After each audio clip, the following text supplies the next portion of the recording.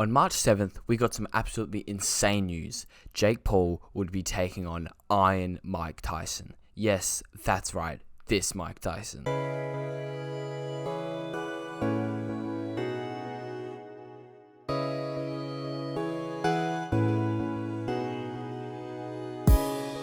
I genuinely cannot believe this is happening, and the most shocking thing is that it's being streamed. Not on DAZN, not on ESPN, not on Fox, not even on K, but Netflix. And it's free on Netflix. Why, you may be asking? Because Jake Paul's audience is children, as well as the fact that even though Mike will sell tickets, they can't rely on him to sell all the pay-per-view as well. And as well as Uncle Chael pointed out, even McGregor and Floyd only sold 13,000 tickets. Jake and Mike are fighting in an 80,000 seat arena. Now look, before I give my honest thoughts, I would just like to say, while Jake Paul gets a lot of flack, he's doing what every professional boxer has ever done. And that's fight guys who you know you can beat and pad your record. Losing in boxing isn't the same as in MMA. We've seen plenty of great fighters lose in their early fight in MMA and then come back and win a world title. But in boxing, if you lose what's in the early stages of your career, that's basically it. Another big talking point is that apparently they will both be wearing headgear and 18-ounce gloves. Now, before we light up pitchforks to complain, I'm almost certain that this is the only way the Boxing Commission would have allowed this fight, since Mike is nearly 60 years old and should not be fighting anyone. His body just isn't what it used to be. Ready to work out shit. That's why when I saw that video, I was like, oh. Want me to tell you something about that video? Yeah. I did that video and I was in bed for a week. That was 30 seconds and I was in bed for a week.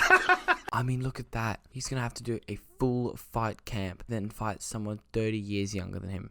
At the end of the day, I think this is the right choice, since Mike's health and safety should be the main concern, and I don't think Jake is complaining. Imagine fighting Mike Tyson in 10-ounce gloves. In terms of who's actually going to win this fight, there are a couple of main points, mainly being that if Mike loses, it's rigged and I will have a mental breakdown. But, okay, seriously, I see this fight going a couple of different ways.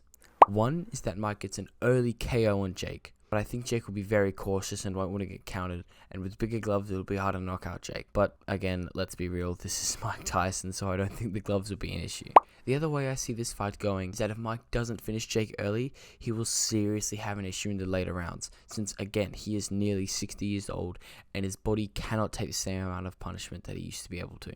I mean, even if Mike Tyson, skill-wise, is the exact same, is he going to be able to take a punch? You know, how's his conditioning going to be? Once he gets into the later rounds, I think his body's just going to have a really, really hard time. And I don't think that it's right Jake Paul is taking this fight, since Mike is, again, nearly 60 and has nothing to gain from this fight.